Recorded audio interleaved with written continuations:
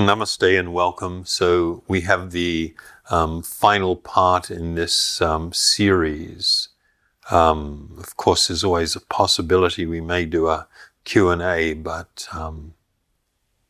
there's probably going to be so many questions. Might be difficult to fit it into just one or two sessions. So we may just do it with the 4. The topic today is the question of God. Is there a God, or is there an absolute truth? Well, the Vedas speak about an absolute truth or God. But what they speak about is that there are 3 aspects to this highest truth. That's quite an unusual idea. Somebody might say, well, isn't that kind of like Catholicism and certain parts of Christianity where they speak about a trinity? And the way it is spoken about in the Vedas is different. And I would just make the point that for those that are somewhat familiar with ideas or concepts connected with Hinduism, and this includes people in the yoga communities, I am not speaking here about what is called the Trinity of Vishnu, Shiva, and Brahma. That is a different concept. That is a different spiritual reality. What we are speaking here is the ultimate truth, the highest truth, the absolute truth, and how it is manifest in 3 features. These 3 different features of the absolute truth result in 3 different types of experience with that truth or realization of that truth. So in Sanskrit, and this is the oldest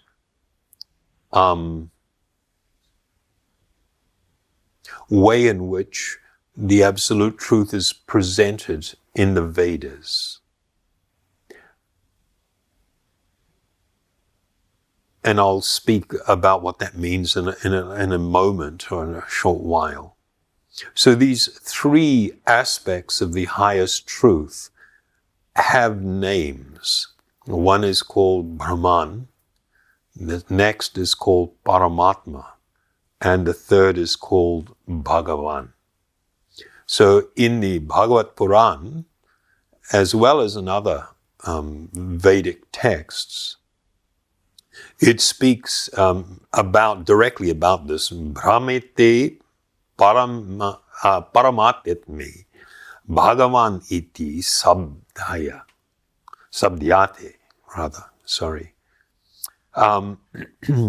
literally translated, it means learned transcendentalists who know the absolute truth call this non-dual substance Brahman, Paramatma, and Bhagavan. So this is actually a very deep philosophical point, that the absolute truth is one. It is non-dual. It is one. Yet it has these 3 features. And if one is to deny or not consider these 3 aspects or features, then one is in fact not accepting this very ancient Vedic truth. So just like when we spoke in the last talk about self-realization results in 3 different transcendental experiences, the realization of my spiritual essence, the realization of my natural function, and the realization of my of my position and my natural function, and how I had said that the third type of realization of my natural function automatically contains the other two aspects of self-realization. In a very similar manner, the realization of the highest truth is always considered perfect realization, complete realization, transcendental realization. However, there is a need to appreciate that there are different degrees of perfection. The realization of Brahman is considered perfect. The realization of Paramatma is considered, and they put it this way, more perfect. And the realization of Bhagavan is categorized as most perfect. All of them are perfection, but there are different degrees of experience related to these different realizations. So the first realization is what is categorized as the impersonal feature of God. Myself growing up with in a Christian and Roman Catholic family, and my experience with Christianity, different forms of Christianity, led me to come to the conclusion in my early years, very early teenage years, that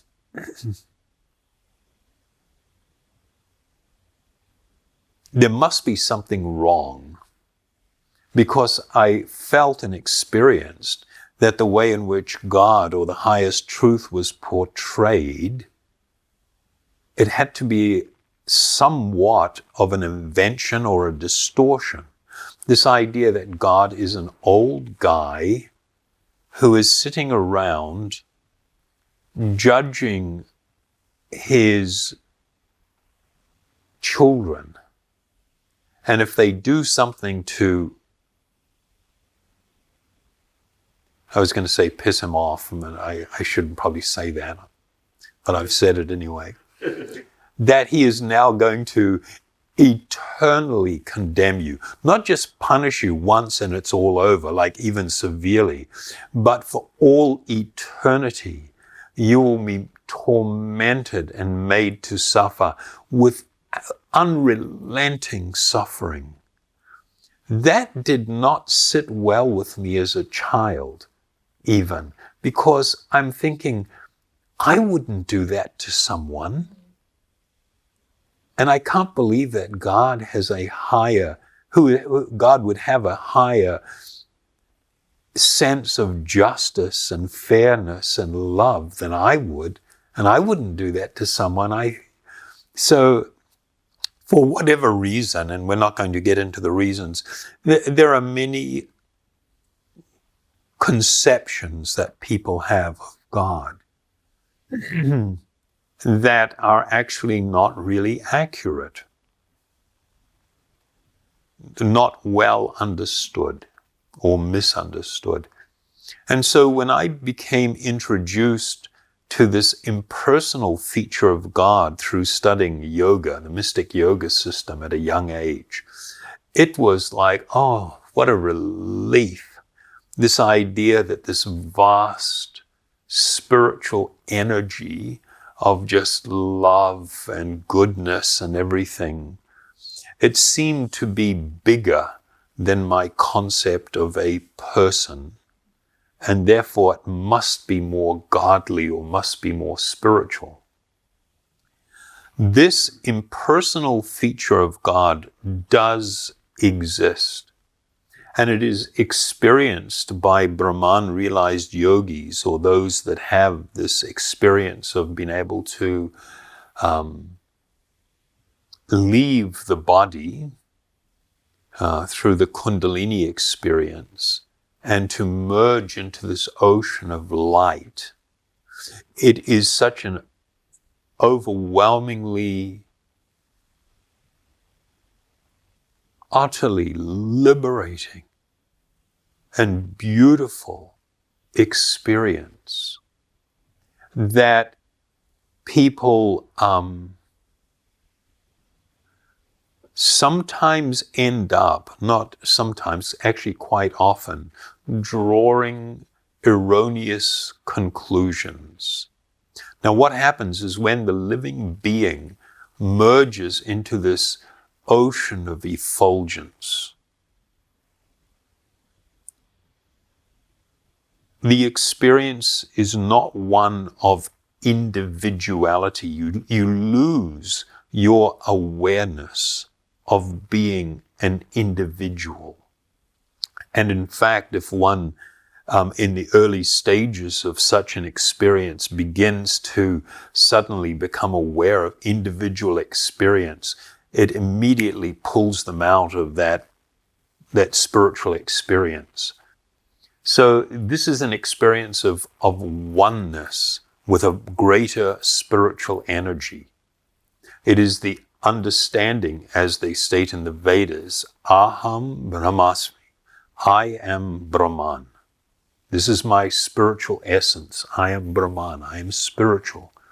And my merging into this ocean of spiritual energy would lead me to conclude that God is ultimately impersonal. And I am also impersonal.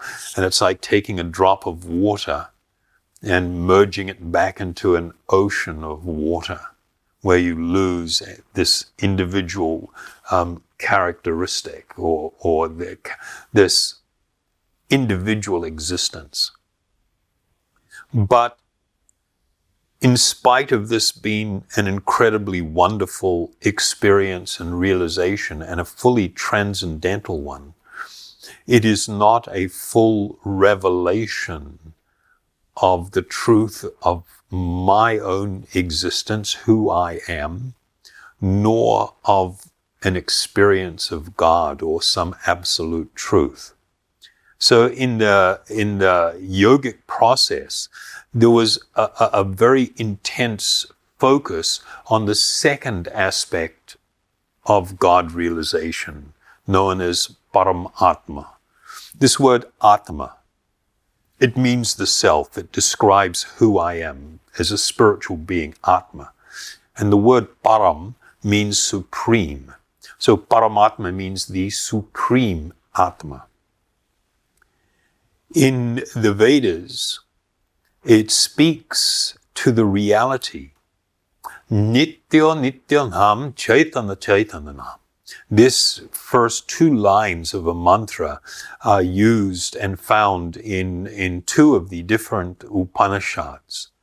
And it says that amongst Nitya, it means eternal, amongst all eternals, Nityanam, this is a plural, amongst all the vast ocean of eternal, there is one eternal who is different and supreme. Chaitanya Chaitanyanam. Chaitanyanam means amongst all conscious beings. There is one that is supreme.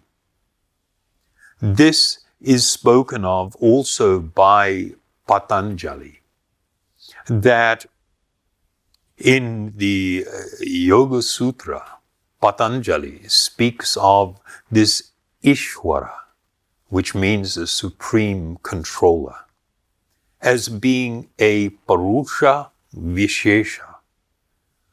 This term Purusha is used to identify the spiritual being. We are all Purushas. But amongst all Purushas, there is one Param Purusha, one supreme Purusha.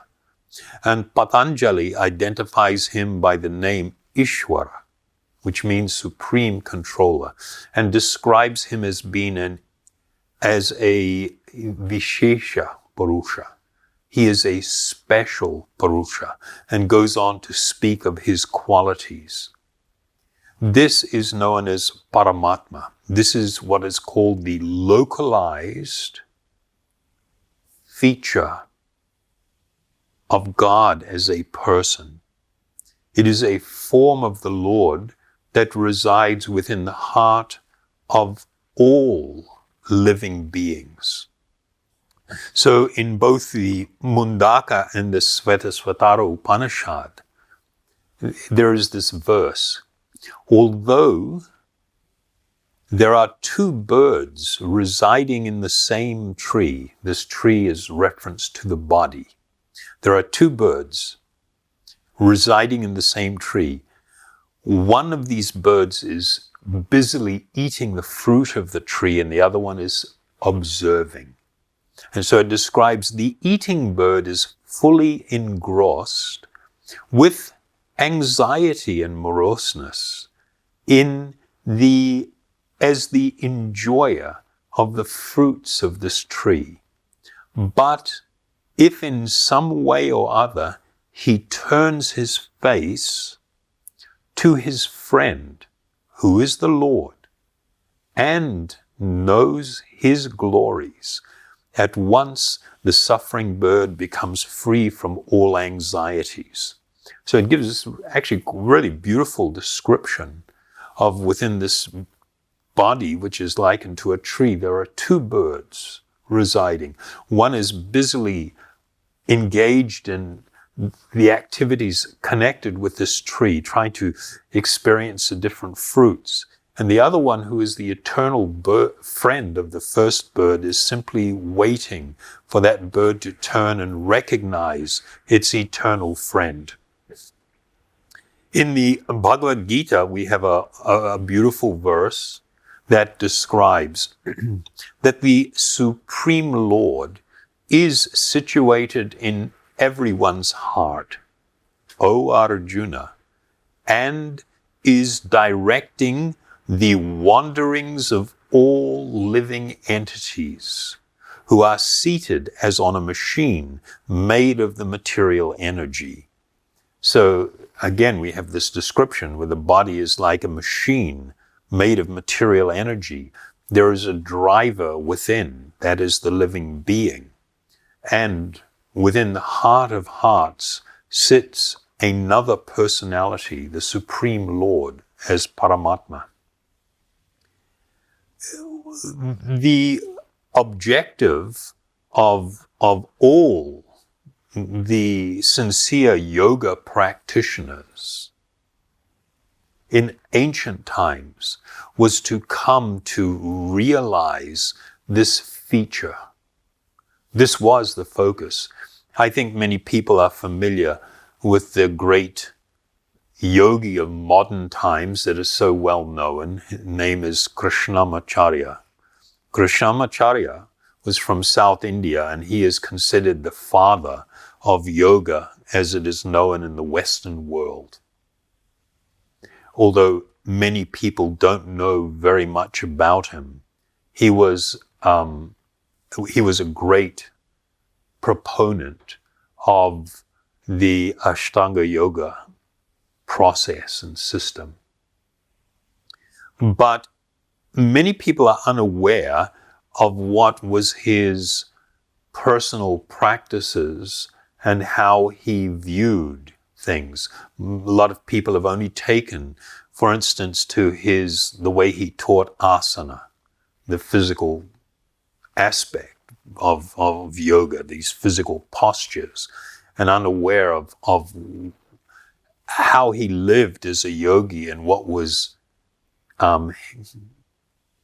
his spiritual undertakings or practices. And he wrote towards the end of his life a very beautiful poem, Yoga Anjali Saram, which means literally Anjali is like an offering of yoga. And in that he wrote one verse that speaks to this realization of this second aspect of the highest truth known as Paramatma. He said, seeing the beauty of the Lord in his heart, whose consort is the goddess Lakshmi, the Lord who supports the universe, the yogi, dancing with joy, is lost in this vision. That this realization of what is called Lord Paramatma was so, it is beyond my ability to describe the spiritual joy, the ecstatic happiness that the yogis would experience in coming into contact, being given the spiritual vision of this form of the Lord within the heart. I will read one verse, or there's actually two verses from the Bhagavata Purāṇa that describes what it is like to have this vision. This is the vision of the great Transcendentalists, the Yogis, who have come to the platform of Paramatma realization. This is what they see. It describes a form of the Lord which stands upon a lotus in the region of the heart. The Lord's beauty resembles a dark cloud during the rainy season. As the rainfall glistens, his bodily features are also glistening. Indeed, he is the sum total of all beauty.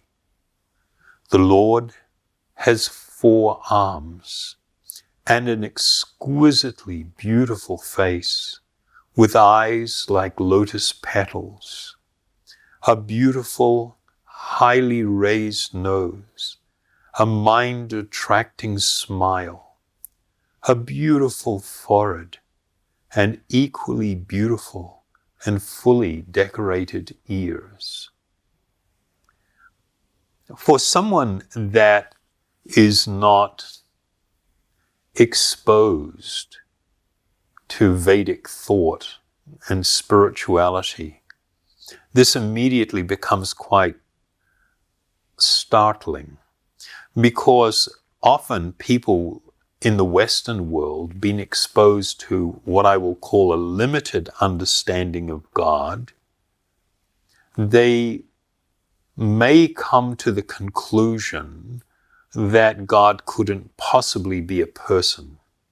And the reason they come to that conclusion is because their experience with personalities of this world is that personalities are limited and they have defects and flaws, and therefore they draw the erroneous conclusion that there could not possibly be a spiritual personality, a spiritual form that is in all ways perfect.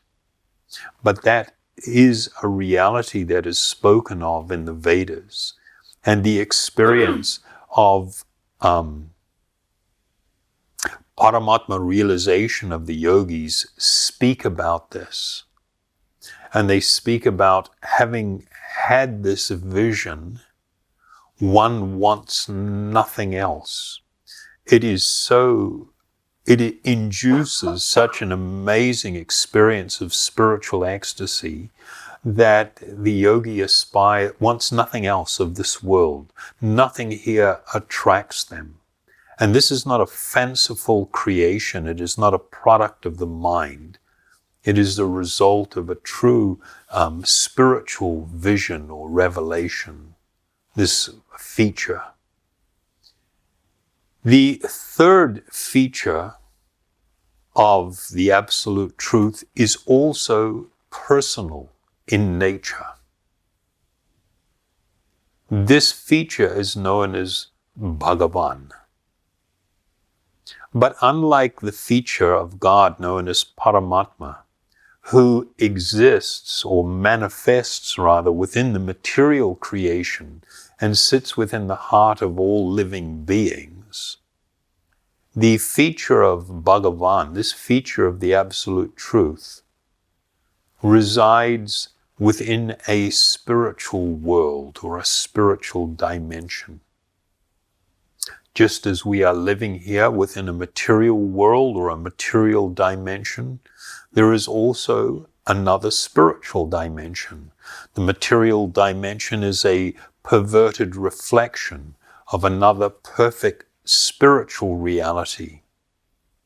And this feature of the absolute truth known as Bhagavan is categorized as the supreme personality of Godhead. Using these terms like Godhead and things are a little bit difficult for people that are not trained in this type of philosophical thinking. But this feature of the Supreme Lord is spoken about extensively within the Vedas. When a person has Paramatma realization, there is this instant accompanying realization of my spiritual position. The realization of God as the impersonal effulgence known as Brahman means that I individually have a realization and experience of my being spiritual. When that occurs, instantly, all fear and anxiety evaporates, because fear and anxiety are tied to this idea that I have a temporary existence, that I will die. The spiritual experience of realizing that I am spirit, aham brahmasmi, this actual, not just the thought, but the experience, means instantly all evaporation, there is this evaporation of anxiety and fearfulness. When one encounters the second feature of the Absolute Truth or God as Lord Paramatma, there is this instant awareness that this is my Lord, the Lord of my heart, and I am subordinate to Him. And this becomes a foundational experience or form of self-realization of my natural position. The realization of Bhagavan, this realization of a supreme personality of Godhead, instantly awakens my experience of my natural function, which is this explosion of profound and deep spiritual love, where I become immersed in an ocean of love, and I am overwhelmed with a desire to simply be pleasing to this amazing spiritual personality that I am completely and overwhelmingly in love with. And it results in the most profound spiritual ecstasies that are so intense and so wonderful that, having experienced this, the living being wants nothing else. One becomes completely lost in this amazing, wonderful spiritual experience that is not distant, but it is very intimate and close, where I have a profoundly deep and wonderful personal exchange with the highest object of love. This object of love being the all-attractive Lord of my own heart.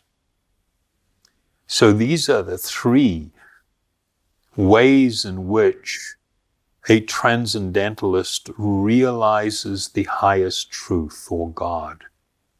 These are the three ways in which God is manifest. According to an individual's desire, they will have a focus on one of these features of the Absolute Truth. When one is able to realize the personal feature of God as Bhagavan, one will be awarded with the most complete and the most profoundly wonderful realization and experience. So, just as a confirmation of that, there is a famous Vedic text which states, the yogis meditate upon the localized Paramatma situated in the heart. The jnanis, or the jnana yogis, worship the impersonal Brahman as the supreme absolute truth. And the bhaktas, or the devotees, worship Vasudeva, the supreme personality of Godhead, whose transcendental body is described in the Vedas. So, this is the actual goal of the yoga process. And it is, in fact, the meaning of the word yoga.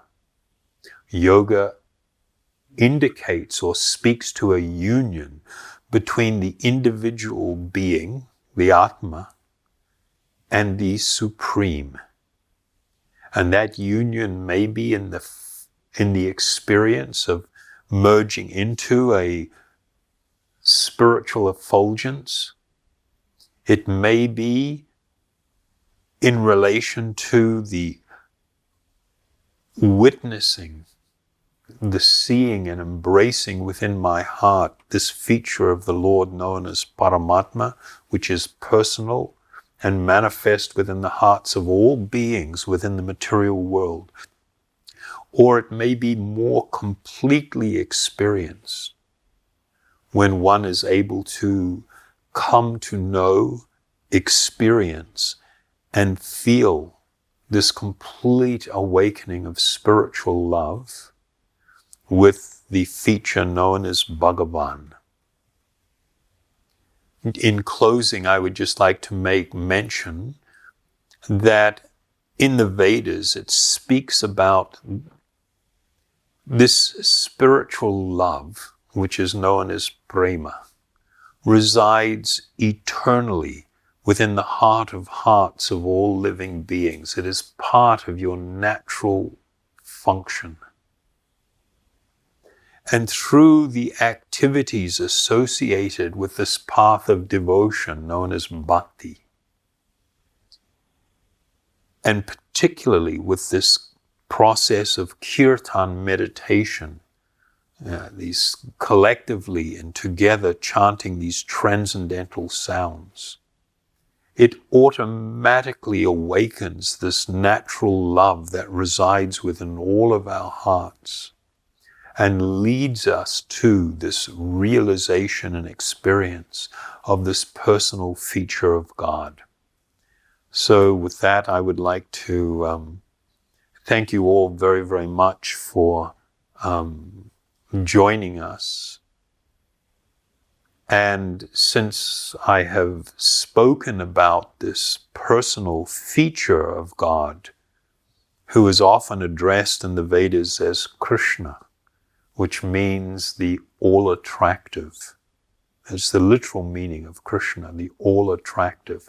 I mean, in every way, everything connected with this feature of God is so attractive that all living beings in their uncontaminated state will be instantly drawn to this feature of the highest truth or God. So we will chant a mantra with the name of Krishna, known as the Maha Mantra, and invite you to chant with us, to chant with us, to chant.